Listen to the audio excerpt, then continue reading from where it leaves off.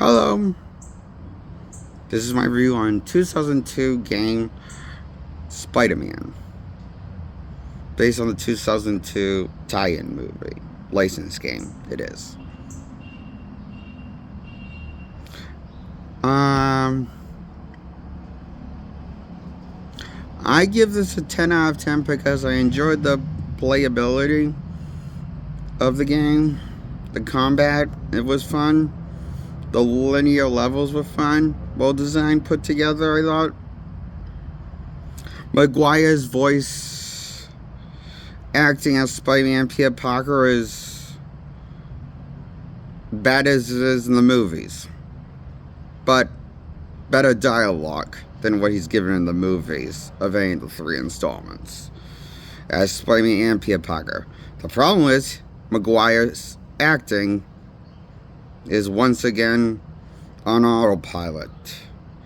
Why is it whenever we get him playing Spider-Man, he always doesn't give a shit and give me a good performance and making believe that he's this iconic character from the comics? Instead, we get more of a performance that's more similar to George Clooney's Batman. And yet, somehow, we got more of Maguire than we got with George Clooney's Batman. Fuck me. I give up. The world's come to an end. Hell has frozen over. Officially. That's what I believe since 2002 happened. Then when they saw this, and I was kind of being, hated it less in 2002 before they made a sequel.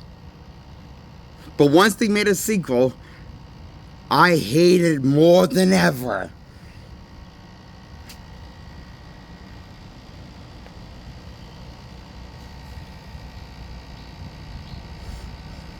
Because the sequel just rubs it in and retcons the events of the first one and basically say, hey, you know how MJ and Peter can't be together like in the 616 in comics? Like they're known for? They can't be items because he has to be full-time, because be Spider-Man to protect her. Okay. He doesn't do that in the comics. He usually goes for the girl. But whatever. That gets retconned in the Avengers Spider-Man 2 because he wants to stalk Mary Jane, who's getting married, and to her fiancé, J. Jamison Jr. And as I'm constantly being so persistent and stalking MJ and trying to be pushy and forward thinking. So once he no longer has his powers and gives her the mantle of Spider-Man, he decides to double down on their romantic side. Just when she's right around getting married around the corner. It's like stupid on top of frosting. Someone levels frosting. Writing levels. I can smell the delicious aroma coming from this elephant's ass script of Spider-Man 2. Forcing you into watching this movie just to wait till the third one for MJ to be only them to be broken up again and be the most toxic, unlikable couple when there are a couple in Spider-Man 3. And why was that the worst part of the movie when they made him an idol? Because they were the most toxic couple imaginable instead of a wholesome couple like the comics. From the 616 universe. So,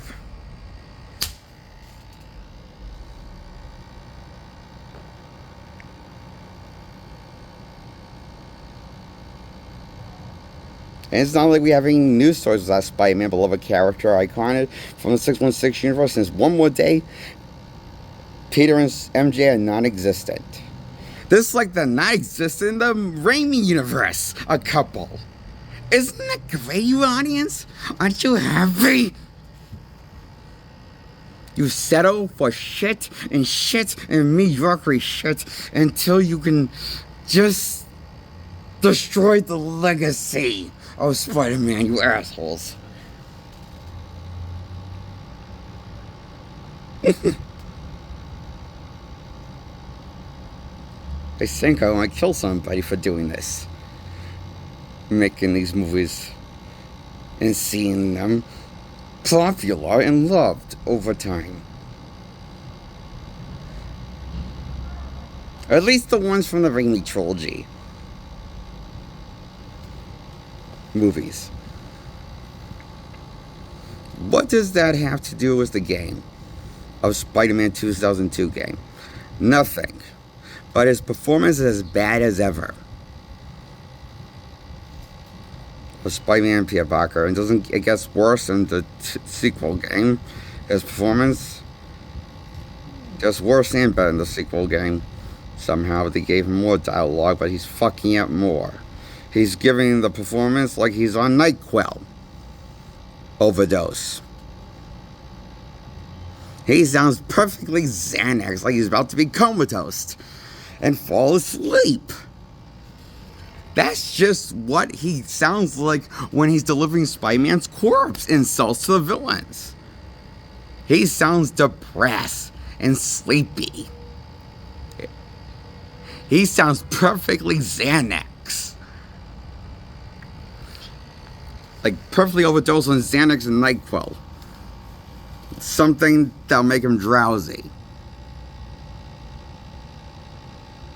And it doesn't get better in Spider-Man 3 game. Now I'm going to talk about Spider-Man 3 game performance with the voice acting. Now, Spider-Man, for PlayStation 2 for Spider-Man... Spider-Man 3 game for PlayStation 3 is a worse game by far because this is not playable with responsible controls. And broken controls that are not responsive. Now, 2007... Spider-Man 3 PlayStation 2 game is actually a well put together, functional playable game. Sure, Maguire is nothing good as Spider-Man or Peter Parker, and not believable or sounds invested in the role as he does in the movies. It's still better dialogue and better script and better spectacle, and taking the character seriously and developing him into a fully real life character from the comics that we know and love. I just wish it was played by other than Maguire in these games. Because Maguire just doesn't care about the character. I hate to be like this to you, but he cares as much as the character of Spider-Man as George Clooney does as Batman, and understands the character that well. You know, George Clooney was his idea to cut out the backstory for the Batman and Robin when there originally was going to be a backstory, like flashbacks with Batman's trauma, cutting to in his wounds from the past and having tying into the Batman and Robin plot. That would have made a better Batman movie, don't you think? Because we would have had something resemble Batman, make him relevant to the character outside of just Bruce Wayne. I know I'm getting a little sidetracked, and I'm should be talking about the game.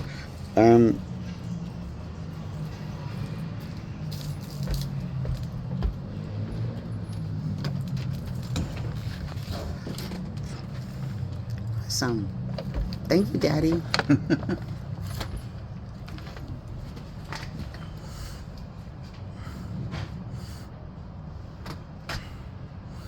Anyway, the playable combat and the gameplay, on the other hand, of these games are solid. 10 out of 10. The voice acting is terrible, though. With Maguire, anyway. But what can he do? He doesn't care about Spider-Man. He only does this for a paycheck. I can tell by his flat, dull performance that leaves no impersonation on me. That's a good impersonation. That's memorable for me. Even in the games, he sucks. As bad as he was in the movies. But better dialogue he's given. But he's sucking at it. But he's saying more stuff. And then he gets more dialogue than he does in the movies, but he is, oh fuck, he's not into it. It makes me kind of want to give these Spider-Man games a 8 out of 10.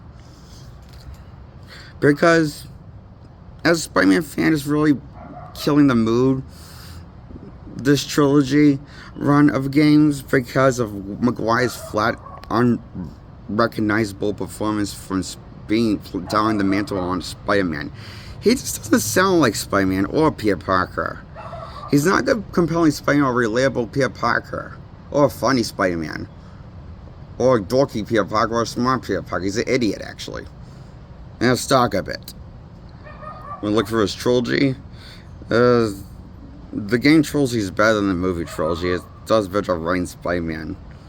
Luckily, the games takes little loose inspiration from the main story of the games, and most games take that faithful to the main story of the game is the first one, and I guess even less faithful in the sequel, and less faithful than in the third one. And so, because it adds on a bunch of other stories, side story quests that tie into the main gameplay, blah blah blah, that kind of game.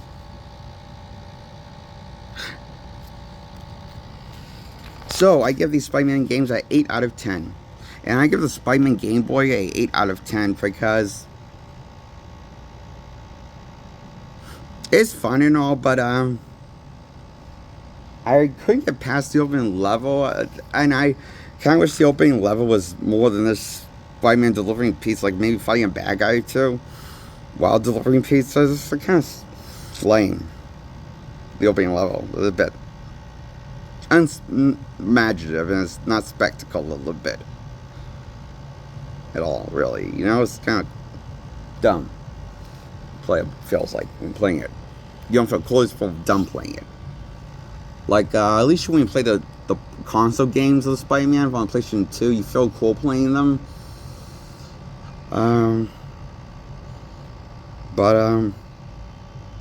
You enjoyed the time playing them. I did. And that's why I give these an 8 out of 10. The only one I beat all the way through the story is the first game, and that's because that was the shortest, I think, of the other games. The other games were more open. The other two games, sequels, were open world games. And, it's just not worth beating them. It's worth playing them every now and then, but, it's mostly because Maguire's performance is not, his heart's just not into the performance. He doesn't care about Spider-Man. Hayes does this for a paycheck, and that's kind of sad to me as a Spider-Man fan, of the comics and some of the cartoon innovations I've seen. My favorite incarnation of Spider-Man from all media is the one from the old Ultimate Universe. My second favorite Spider-Man is the one that Andrew Garfield played within The Amazing Spider-Man 1. I didn't really like the sequel as much. Not at all. Really, enough. Like the first one, The sequel's a letdown with the Andrew's era. Well, the first one's pretty solid good. Still. So those are my two favorite Spider-Man incarnations of all media. The Ultimate Spider-Man is number 1 from the original Ultimate comics. Haven't seen the new Ultimate usually, so I can't say I feel attached to that Spider-Man, so I haven't checked that comic out run. I mean, I heard good things about it. The new Ultimate lineup of Spider-Man. And yeah, so those are my two favorite incarnations of Spider-Man. Ultimate Spider-Man and Andrew Spider-Man from The Amazing Spider-Man 1.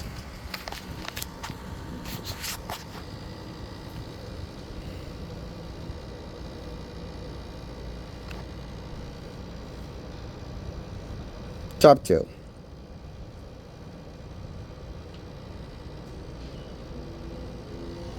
Four of my favorite incarnation reimaginings of Spider-Man is Andrews and the Ultimate Spider-Man from original Horus Ultimate Comics, Peter Parker Spider-Man from the original Ultimate lineup.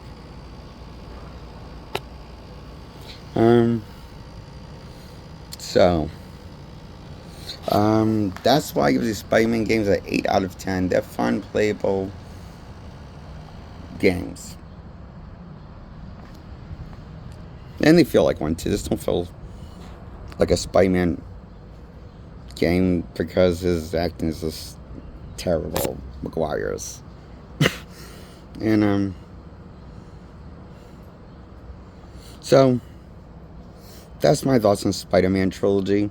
Was games Stammer McGuire's era voicing his Spider-Man again in the games. And, so, that's my review on the Spider-Man games. Was the Sam Raimi era. Goodbye, subscribe, like this video. Feel free to comment below. Tell me what's your favorite Maguire era Spider-Man games, if you have one. Or if you haven't played any of them, that's okay. You don't have to comment if you don't have anything to say. But like this video and subscribe. Support my channel by subscribing and liking the video, please. That really helps to grow my channel, okay? Bye.